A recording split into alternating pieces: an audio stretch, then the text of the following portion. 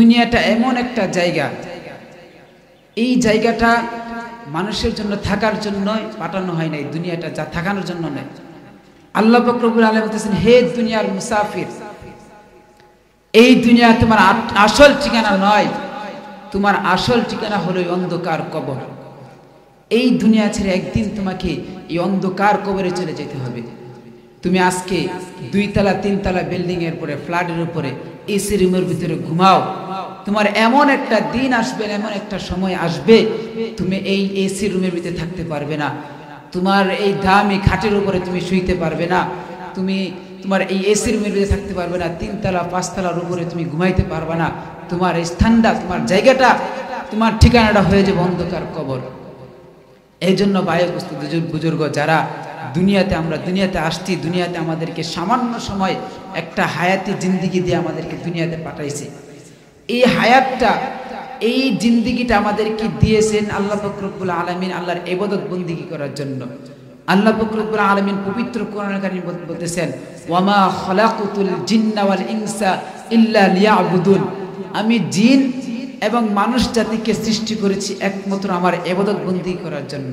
ওয়া নাশহাদু আল্লা ইলাহা ইল্লাল্লাহু ওয়াহদাহু লা শারীকা লাহু লা জিদ্দা লাহু ওয়া লা নিদ্দা লাহু ওয়া লা মিছলা লাহু ونشهد أن سيدنا وسندنا وحبيب ربنا وطبيبنا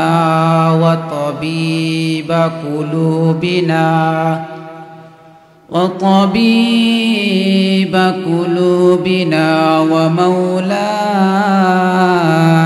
محمدا عبده ورسوله أرسله الله تعالى بالحق بشيرا ونذيرا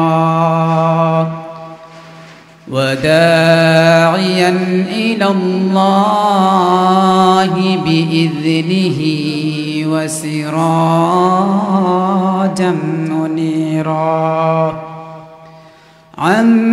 أما بعد فأعوذ بالله من الشيطان الرجيم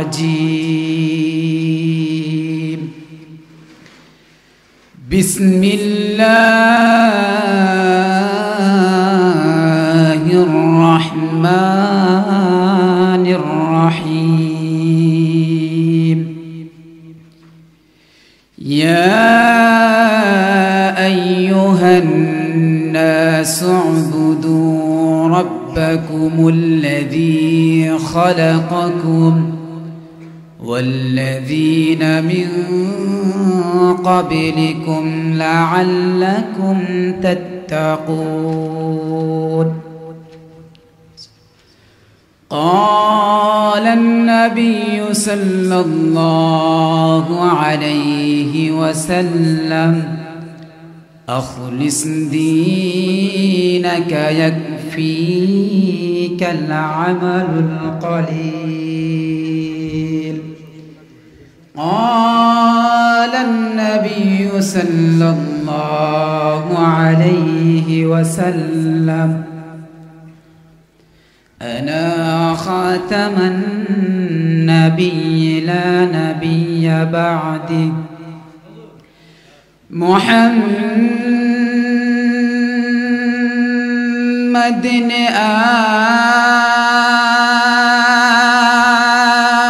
آكر कुफ्र को मिटाया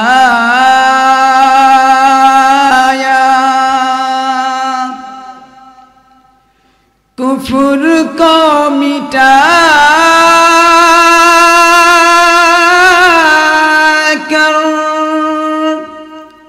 सदा قد بتايا لا إله إلا الله لا إله إلا الله لا إله إلا الله لا إله إلا الله لا إله إلا الله لا إله إلا الله لا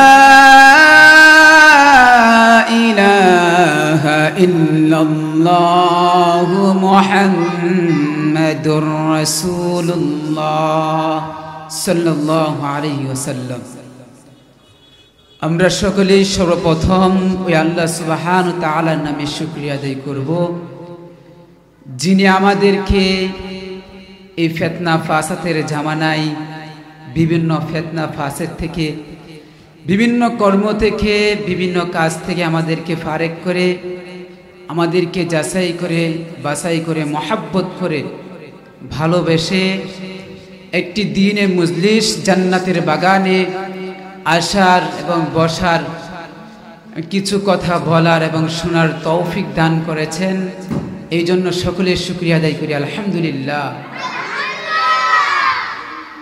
আল্লাহ পাক রব্বুল আলামিন পবিত্র কোরআনুল কারীমের মধ্যে বলেছেন লা ইন শাকারতুম লা আযীদান্নাকুম ওয়া লা ইন কাফারতুম ইন্না আযাবি লাশাদীদ বলেছে যে ব্যক্তি আমার নিয়ামত পায় নিয়ামতের শুকরিয়া আদায় করলো আমি আল্লাহ সুবহানাহু ওয়া তাআলা তার নিয়ামত বাড়াইয়া দিলাম আর যে ব্যক্তি আমার নিয়ামত পায় নিয়ামতের শুকরিয়া আদায় করবে না আমার নাশুকরিয়া করবে আমার কৃতজ্ঞতা আদায় করবে না অকৃতজ্ঞতা করবে আমার নাফরমানি করবে আমি আল্লাহ সুবহানাহু ওয়া তাআলা তার থেকে তো আমি নিয়ামত চিনাইয়া নিয়ে যাইব এমন কি তাকে কঠিন আযাবের ফেরেশতা দ্বারা গ্রেফতার করি বললেন নাউজুবিল্লাহ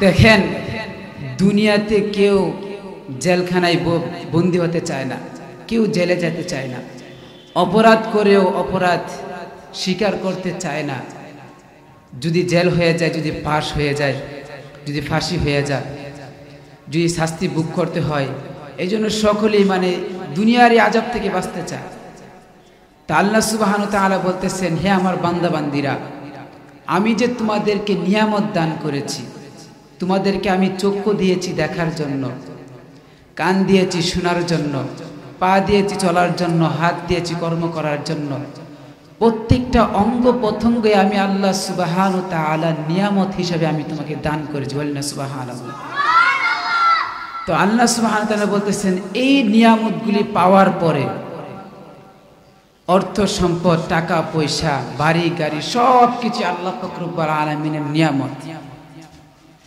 আল্লাহ পাক রব্বুল আলামিন বলতেছেন হে আমার বান্দা বান্দিরা তোমার অর্থ সম্পদের অভাব আছে তুমি অভাব অনটনে ভুগতেছ আমার শুকরিয়া বেশি বেশি আদায় করো আমি আল্লাহ সুবহানাহু ওয়া তাআলা বাড়াইয়া দিব লা ইন শাকারতুম লা আযীদান্নাকুম যারা অভাব অনটনে আছো আমার কাছে শুকরিয়া আদায় করো আমার কাছে চাও আমি আল্লাহ বাড়াইয়া দিব আর বলেছে যে ব্যক্তি না শুকরিয়া করে আমি তাকে কঠিন আযাবের ফেরেশতা দ্বারা গ্রেফতার করব নাউজুবিল্লাহ তো আজকের এই মাহফিলটা অত্যন্ত ফজিলতপূর্ণ গুরুত্বপূর্ণ একটা মাহফিল বিশ্বনবী সাল্লাল্লাহু আলাইহি ওয়াসাল্লাম একবার সাহাবায়ে কেরামদেরকে বলতেছেন হে আমার সাহাবীরা তোমরা দুনিয়াতে কখনো কখনো জান্নাতের বাগানে বসো সাহাবায়ে কেরাম আরজ করেন ইয়া রাসূলুল্লাহ ইয়া হাবিবাল্লাহ ইয়া রাহমাতুল লিল আলামিন দুনিয়াতে জান্নাতের বাগানে বসবো জান্নাতের বাগান দুনিয়াতে আসলো কোথায় থেকে দুনিয়াতে জান্নাতের বাগান পাবো কোথায় দুনিয়াতে জান্নাতের বাগান আসলো কোথায় থেকে আর জান্নাতের বাগান পাবো কোথায় বসবো কোথায় তখন বিশ্বনবী সাল্লাল্লাহু আলাইহি ওয়াসাল্লাম সাহাবায়ে কেরামদেরকে ডাকতে বলেছেন হে আমার সাহাবীরা তোমরা দেখবা দুনিয়াতে কোন মজলিসটা কোন প্যান্ডেলের নিচে কোন স্থানে কোন মসজিদে কোন মাদ্রাসায় কোন জমিনের মাধ্যমে কোন জায়গায় আমার আল্লাহর বরত্বের কথা, কুরআন হাদিসের কথা, আমি নবী করিম সাল্লাল্লাহু আলাইহি ওয়াসাল্লাম আমার নবীর সুন্নতের কথা, নবীর হাদিসের কথা আলোচনা হইতেছে। দেখবা কোন মজলিসটার ভিতরে আল্লাহর কোরআনের কথা বলে, কোন মজলিসটার ভিতরে হাদিসের কথা বলে, কোন মজলিসটার ভিতরে দ্বীনি আলোচনা হয়, ওই মজলিসটার ভিতরে যায় তোমরা বসবা। কারণ দুনিয়াতে যেই জায়গাটার ভিতরে, যে স্থানটার ভিতরে আল্লাহ পাক রব্বুল আলামিনের বরত্বের কথা বলা হয়, কুরআন হাদিসের আলোচনা করা হয়, ওই জায়গাটাই হলো জান্নাতের বাগান। বলেন না সুবহানাল্লাহ। অতএব এই হাদিস দ্বারা বোঝা যাইতেছে যে আজকের এই মাহফিলটা, এই মাহফিলের যে স্থানটা, এই প্যান্ডেলটার নিচে, এই পুরাটা জায়গা হলো একটা জান্নাতের বাগান। বলেন, কথা বলেন ঠিক কিনা? এই জান্নাতের বাগানে বসলে ফায়দা কি? আচ্ছা, আমি আপনার একটা প্রশ্ন করি, বলেন তো, বুঝে থাকলে বলেন তো, জান্নাতের বাগান জান্নাতের বাইরে হয় নাকি ভিতরে হয়? যদি জান্নাতের বাগান যদি জান্নাতের ভিতরে হয়, আর যদি কোনো মানুষ ওই জান্নাতের বাগানের ভিতরে বসে, তাহলে সেই মানুষটা কি জান্নাতি না জাহান্নামী? জান্নাতি। তো অতএব আমরা এখানে যারা বসছি সকলে আমরা জান্নাতি। বলেন আলহামদুলিল্লাহ। তা আমিও উদারত আহ্বান জানাবো, যারা এই জান্নাতের বাগানে এখনো বাহিরে এদিক সেদিক ঘোরাফেরা করতেছেন, আজকের এই মাহফিলটা অত্যন্ত ফজিলতপূর্ণ একটা মাহফিল, মৃত ব্যক্তিদের রুহে মাগফিরাত কামনার একটা মাহফিল। আমারও অনেক আত্মীয় স্বজন অন্ধকার কবরে শায়িত আছে, আপনারও অনেক আত্মীয় স্বজন অন্ধকার কবরে শায়িত আছে। অনেকের পিতা মাতা এই দুনিয়া ছেড়ে অন্ধকার কবরে চলে গেছেন, অনেকের ভাই এই দুনিয়াতে নাই, তো অনেকের আত্মীয় স্বজন দুনিয়া থেকে চলে গেছেন। তো এই জান্নাতের বাগানে বৈশা যদি আমরা জান্নাতি হইতে চাই, আর আমাদের মৃত ব্যক্তিদের, মৃত আত্মীয় স্বজনদের জন্য রুহে মাগফিরাত কামনা করতে চাই, তাহলে এখনো যারা এদিক সেদিক ঘোরাফেরা করতেছি, জান্নাতের বাগানে বসে জান্নাতের লিস্টের মধ্যে নাম উঠায় নিই। তো আলোচনা দীর্ঘকৃত করব না, যে কবরবাসীদের রুহে মাগফিরাতে কামনার মাহফিল।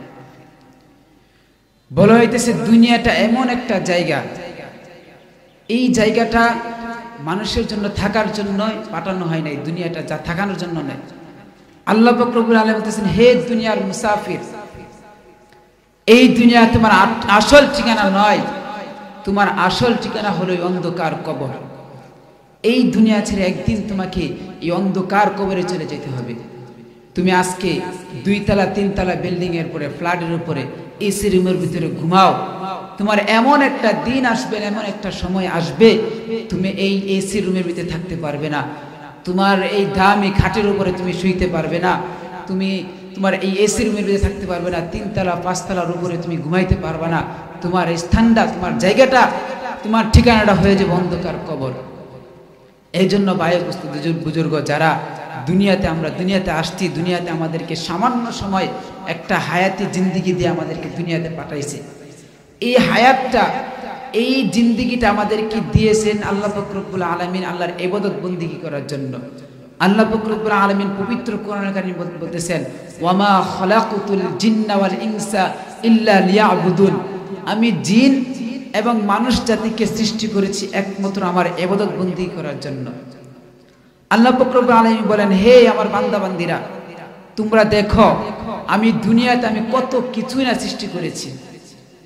দুনিয়াতে আমি পাহাড় পর্বত সৃষ্টি করেছি, নদী নালা সৃষ্টি করেছি। দেখো আমি আসমানের দিকে তাকায় দেখো, আমি কি সুবিশাল আসমান আমি সৃষ্টি করেছি।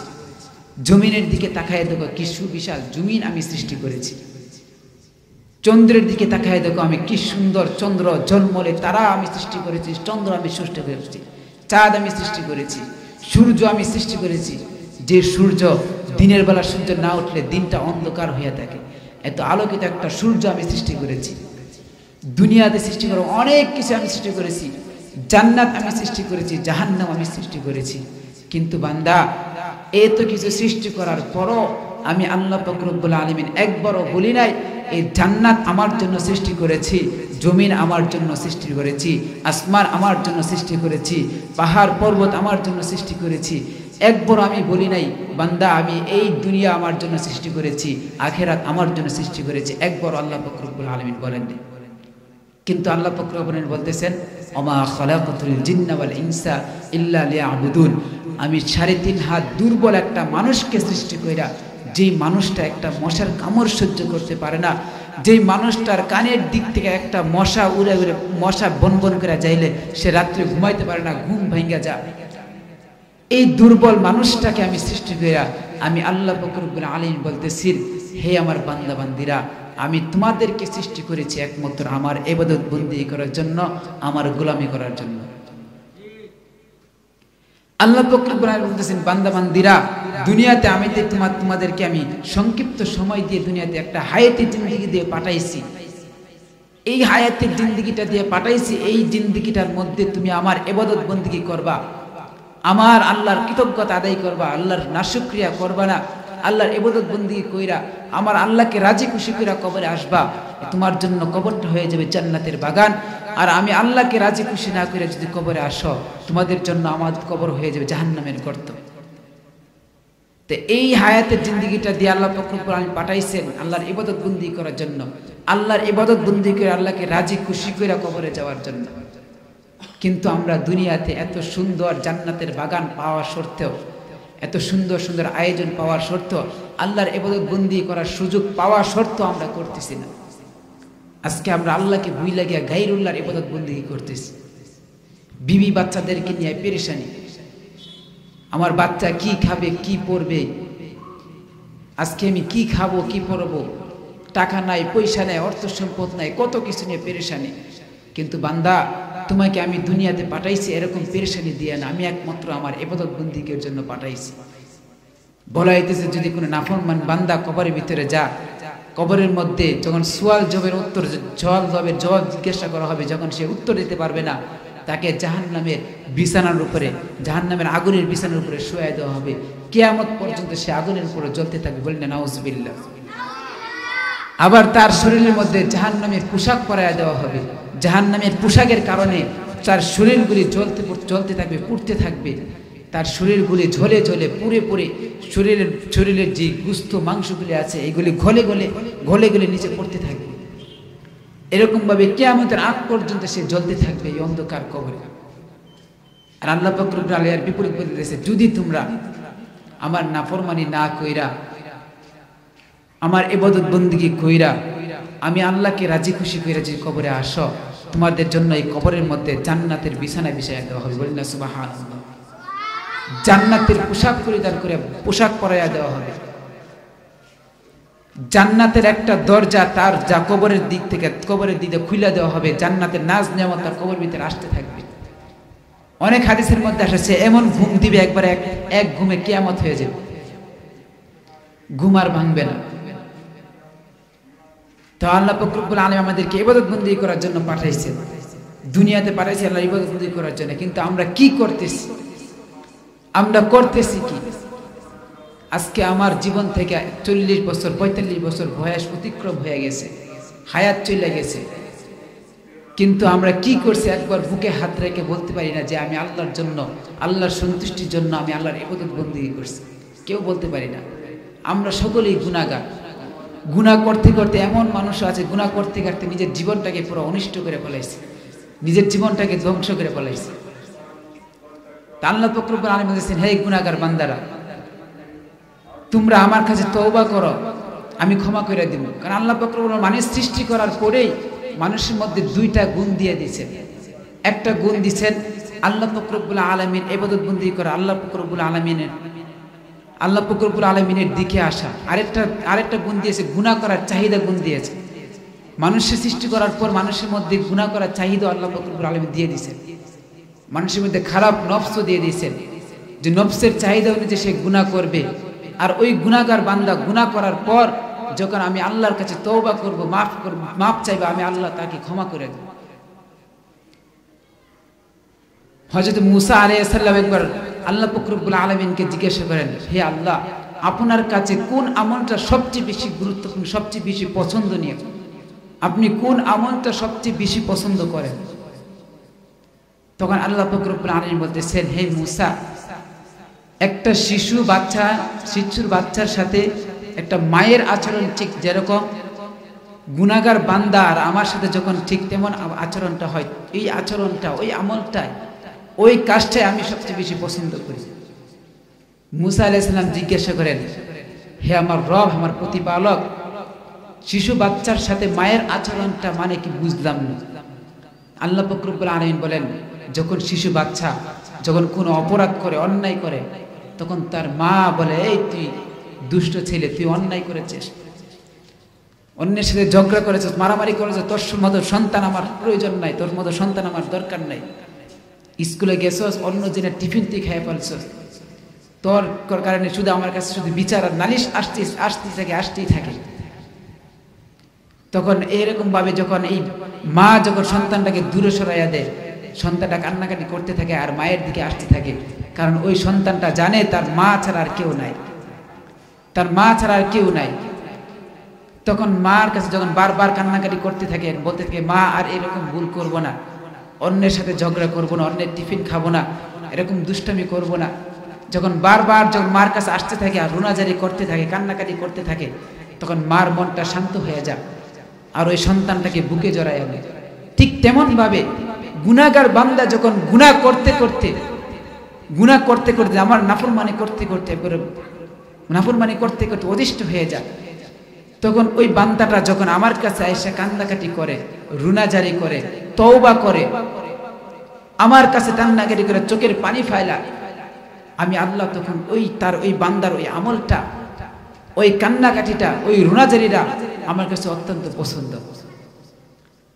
তো ভাইয়ারা আমার, আমরা অনেকেই মনে করি যে আমরা কি নামাজ পড়বো, নামাজ তো পড়তে পারি না, নামাজ কেমনে পড়ে জানি না, ছোটবেলা মাদ্রাসা মসজিদে যাই না, শিখতে পারি না, কেমনে কি করবো, ইবাদত বন্দি কিভাবে করবো।